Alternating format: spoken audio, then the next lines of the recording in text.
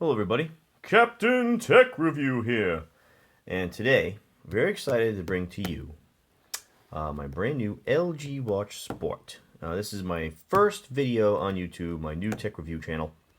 So if you like this video and you want to see more videos on this watch, I'm going to do a few more on this, some of the features more in depth. Please subscribe and like my video. So without further ado, let's get into this. But I do a quick unboxing. I want to do a couple of mentions about the battery life, a couple of mentions on some new features, and basically how the watch feels and fits. Basically the things I think people are looking for. That's what I was looking for when I wanted to purchase this. So I picked this up from, before I even begin, this is how I do an unboxing video. We're going to open up the box. LG Watch Sport. And this is, this is what we want to see. I open the box, I want to see the device, and everything else in the box out of the way. I will show you this, a couple things. This is the little tool that it comes with. So you can take the back of the watch off. You see these little divots in the back of the watch here. This little tool lines up with those divots. You can take the back of the watch off, and that's how you insert, and you can change your SIM cards. More on that a little later. Oh, I did buy this from AT&T. AT&T had these in stock, in store, on Friday. So I was lucky enough to be able to pick this one up. So right off the bat, you see that the watch is pretty decent size, thickness. Not too bad as my thumb here. It's 14 millimeters. Some people complain about, oh, it's too thick, it's too big, blah, blah, blah. Well, I mean, anyone who has a nice jewelry, watch, those things are big, and some of them are thicker and bigger than this thing is. And all they do is tell time, maybe a calendar, but this is a smartwatch. So this has got all kinds of stuff in it. You got a big battery, well, I would say a good sized battery, 430 milliamp hours. You got the new Snapdragon 2100 processor, designed for watch gear. You have NFC, you have Wi-Fi, you get Bluetooth, you get LTE, you got telepathy, you got osmosis, you got everything in this thing. So it's going to have some heft to it. You get the heart rate sensor, all kinds of stuff. And you will notice that there's a little taper to the shape of the watch. That's basically so the heart rate sensor has a good contact surface with your skin on your wrist. So I think that kind of adds to the weirdness of the size. You can kind of see the gap there, but that might accentuate the height of the watch physically. Oh, oops, let me do that. Sorry, but I don't think it's too bad. And my wrist size, for a reference point, is 6 5/8 inches, and I haven't had a problem with this wearing this watch at all. And yeah, of course, what I don't like about this is that these watch bands are not removable, and you see they're stiff here, around this point, because they have antennas for the NFC and the LTE going into the watch band, so not removable. And what they're held in with is little tiny Torx screws, Torx bit screws. I'm not sure what size it is, but it's really small. I mean, it might be like a 0.5 or something. I'm not sure, but I'll try and find out. For the most part, I mean, I had a problem wearing it. The band is a polyurethane band. Some people say it's uncomfortable. For me, it has not been a problem. I've worn watches like this a lot. I mean, I prefer a nice, sporty, big, hefty watch, and most of those watches usually come with a band like this. And they did it for obvious reasons to put antennas in there, so for better reception, but I don't mind it at all. I kind of like it. One thing that's nice is these, they have these 3 cursors on the side here. Two buttons are programmable. You can open up apps with.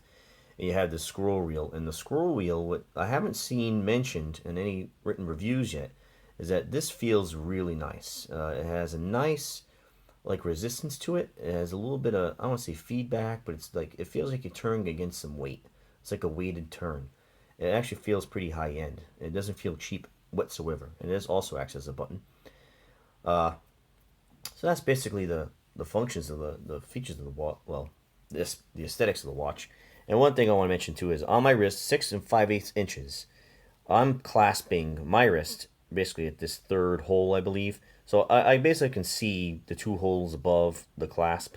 So I think it's either the third or the fourth one I'm actually going into. And that's the snug fit. And it's not super tight, and I don't like it all floppy and loose, all over the place. I don't like that. like it to be nice and snug. And I haven't had any problems with it being uncomfortable. I haven't worn a watch in a while, to be honest. So I'm kind of getting used to wearing a watch again. And it's sort of a novelty thing. It's like, wow, I can check the time on my watch without having to take my phone out of my pocket. It's kind of like, oh yeah, wow, I can check the time on a watch. Big, shocking concept.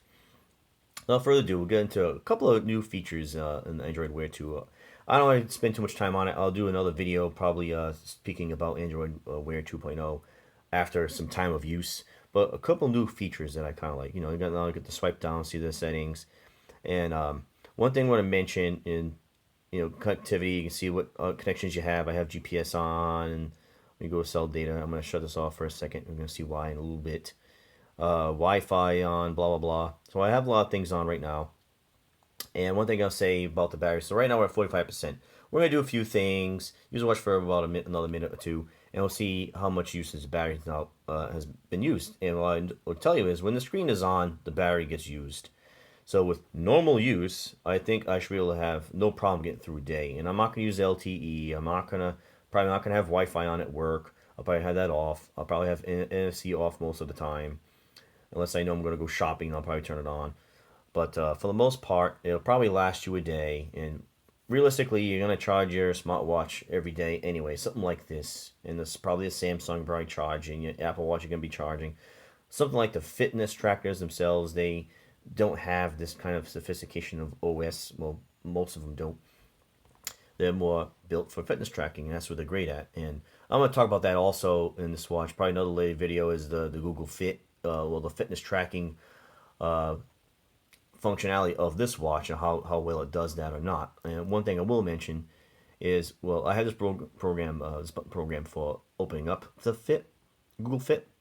And one thing that's kind of cool is I did a push-up challenge this morning, and it's kind of cool. And you have the watch on your wrist, and you're doing push-ups, so your wrist isn't really moving all that much. It does move a little bit, but it's not going like you are. And I gotta tell you, I did, well, of course, I have it set to 5 reps. I'm not some weakling. I did the test here, all right, guys?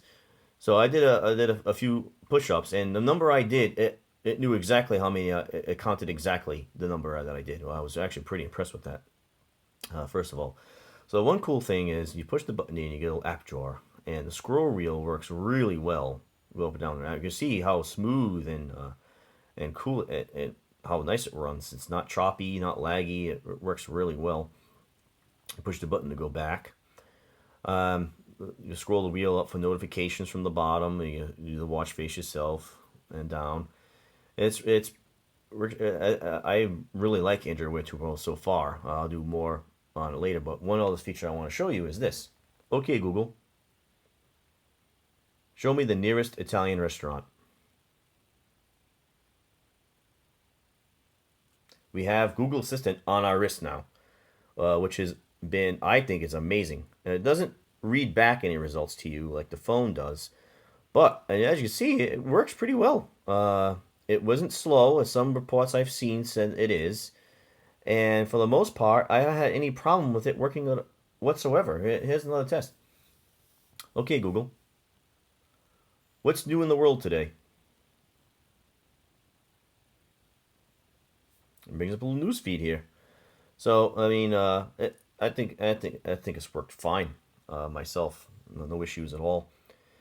And so far, I haven't drained the battery too much. I haven't used it very much. One thing I do want to, that's kind of neat also, is Google Maps on here.